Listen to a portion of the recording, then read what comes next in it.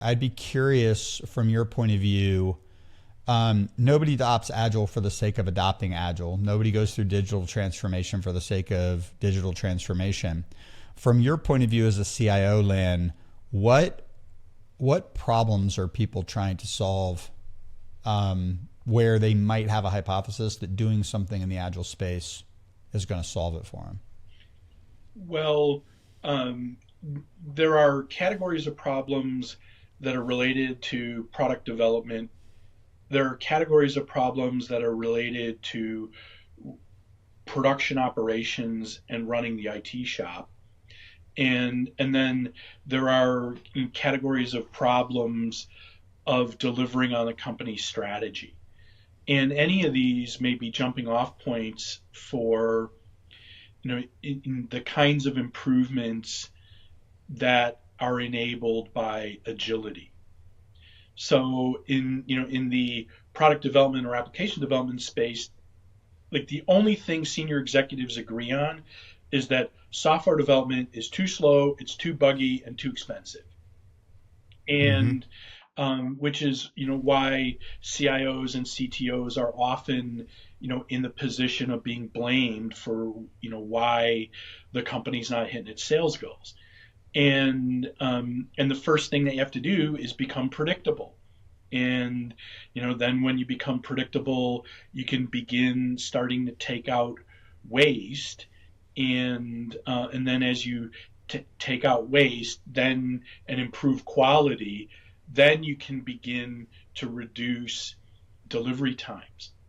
And then in the operating space, many organizations that they have frequent production outages, they solve symptoms as opposed to root causes, they're in reactionary mode as opposed to proactive, um, and and their technologies are sort of disconnected from the front office, where the front office may be very rigorously managed in terms of a conversion funnel, but those conversion funnel stats don't seem to make it into the IT shop to predict when growth in the business is going to cause problems in the production infrastructure. And then finally, relating to strategy execution, is that many technology organizations don't understand the business strategy well enough to know which specific technical capabilities need to be best in class versus which ones can just be industry standard and use commercial off the shelf software. And all of Okay. these can be addressed through various approaches to improving agility, starting with systems first, because if you pit good people against a bad system, the system almost always wins. Yeah. It's interesting. Okay, so there's a couple threads I want to pull with you there. One of the things that I think is fascinating is that when I feel like we're going old school here, and it's super cool. One of the things, it's like people say, I want agility. So then they go to, I want agile. And then they hop to, I want Scrum. And I can't tell you, I have at least three different client contacts over the last few months where somebody is trying to implement Scrum in an operations framework. And I'm going to bias your response a little bit. I think there's some things in IT operations, especially maybe smaller IT operations, but maybe larger ones too, where the idea of complete cross-functional teams, backlogs, delivering something of working tested value every 2 weeks. What I see is that there's more specialization at the individual level, and I see that there's a lot of interrupt driven work in the system. Mm-hmm. So talk to me a little bit about maybe what leads to the mentality that agility equals agile equals Scrum, and what are some of the pitfalls of seeing it that way and not taking a more broader approach? Well, as I've worked with a variety of companies as a leader in a company and clients as a consultant, it really boils down to planned versus unplanned work. and Hmm. what's the best approach to manage planned work versus the approaches to managing unplanned. And if you use the wrong approach, so if you manage unplanned work, it's basically interrupt driven, on you're getting work in that comes as small requests that can be, handled in minutes or hours rather than days. The best approach to handling that is probably Kanban, not Hmm. Scrum, because you don't need all the overhead. And as we talk with our clients, we talk about you use the minimum amount of rigor that is necessary to deliver the results you need and manage the risk. And you know, interrupt driven basic requests, those organizations are more like work groups than multidisciplinary teams.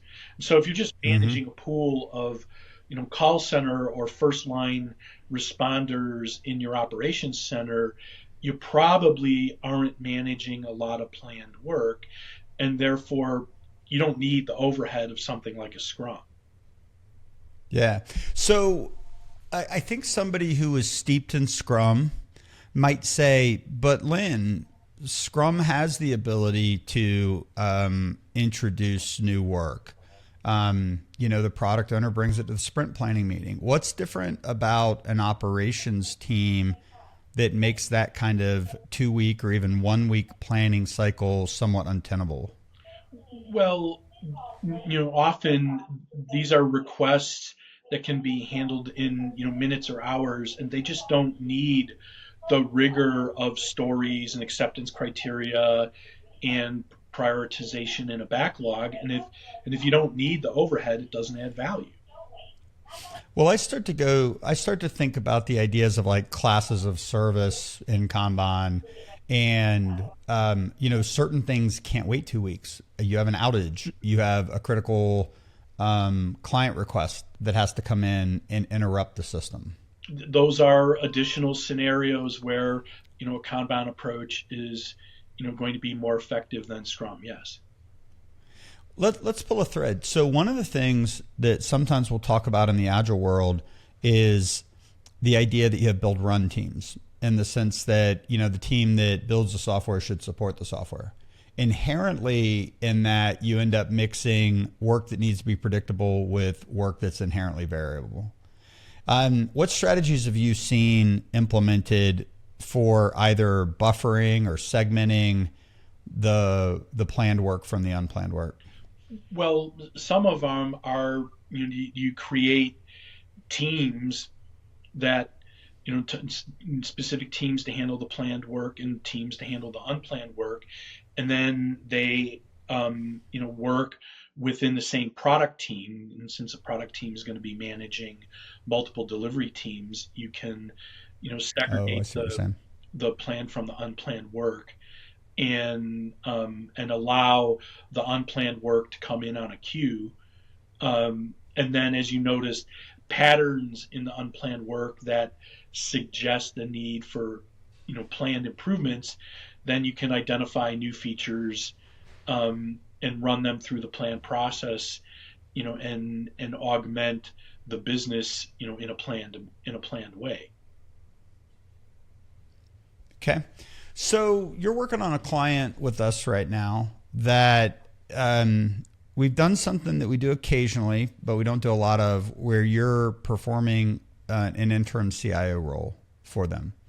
And what's interesting is that it's created some synergies from what I can tell. So, we have basically the CIO in place and dealing with the back office and the infrastructure and such like that.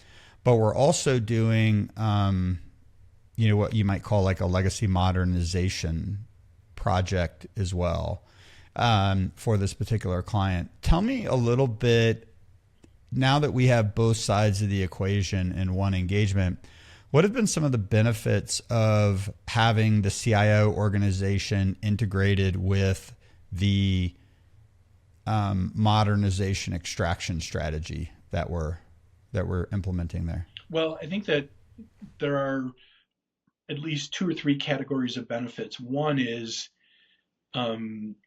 focusing on making the legacy systems stable reduces distractions for the modernization team. The second is alignment on the priorities reduces the degree to which the modernization team members get cannibalized on the legacy development labor, and impacting deliverables in the modernization. And then the third thing is what I would call software archaeology, of finding things that are not obvious, that are either limits or potential broken areas of brokenness that need to be made visible to the modernization team. Give me a couple for examples of that. So, for example, there's in well, without getting too much into the details, businesses often have multiple versions to do of multiple ways to do a particular activity within an application that create inconsistent results. And one common area is tax handling. That Mm-hmm. there is an application that I was involved in where the underlying software could calculate taxes in half a dozen different ways. And if the teams building new software aren't aware of that, then they could either miss scenarios that they need to cover in the new system, or they could build things that don't work in the downstream processes. For example, integrating a front office application with and the finance and controls software in an ERP. Mm-hmm. Okay.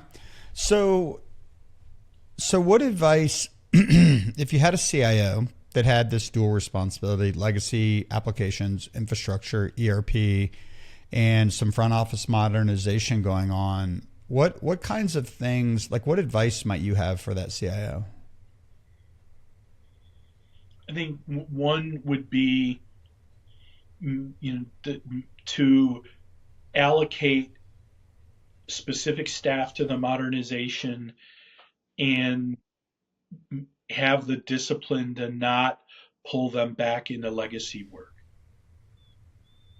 And it's really Okay. hard because often the people that you want to put in the modernization effort are your subject matter experts on your legacy systems, and then it's hard to have the self discipline to reduce work in the legacy systems. I think this. Yeah, it almost seems like it's a special case of what we were talking about before. You have variable work that is having to interleave with project work, and when you pull one for the other, you end up destabilizing the big business strategic thing that you need to be able to get done. Mm-hmm. Then another thing would be to figure out, to the degree that you can, how to document the operational procedures for your key legacy systems, so that you can expand the pool of team members who can solve problems without accessing your subject matter experts. And a lot of this is just like really basic stuff, like the security mechanisms and the user ID information about how you install and start up and restart your applications, the vendor contacts for the vendors whose software is included in your applications, so that you can reduce the cycle time when an incident occurs for getting it mitigated. And then another area is to get really aggressive about root causes to production problems. That many organizations that I've either led or served as a consultant, they do not solve the root problems. When they have production incidents, they medicate symptoms. And getting to the root causes allows you to permanently solve problems and reduce the probability that they'll recur, which then frees up labor to do more valuable stuff.